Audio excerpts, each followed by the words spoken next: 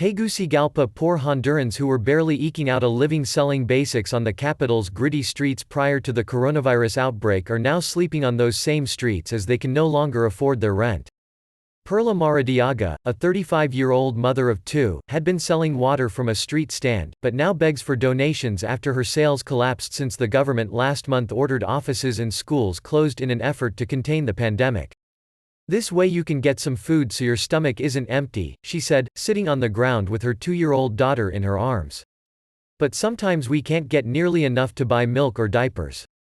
Maradiaga is one of what locals say are at least 3 dozen informal economy workers in Tegucigalpa who can no longer afford the apartments they had previously been renting, and are now forced to spend the night on the streets, with no means of protecting themselves from infection.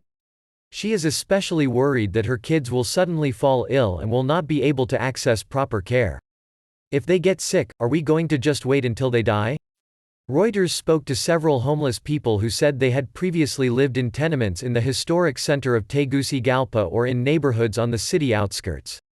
Since March 25, the government has been delivering care packages of basic foodstuffs door to door, which include items like beans, rice, hand sanitizer, and face masks.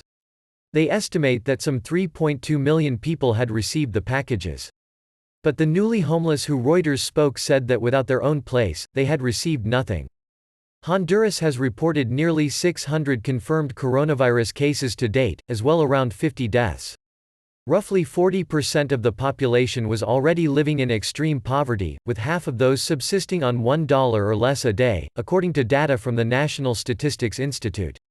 The ranks of the poor are expected to swell, with the economy forecast to contract by about 3% this year, according to the United Nations Economic Commission for Latin America. "We're all here because we don't have anywhere else to go," said Jose Cruz, a 27-year-old, who now camps out along with his mother.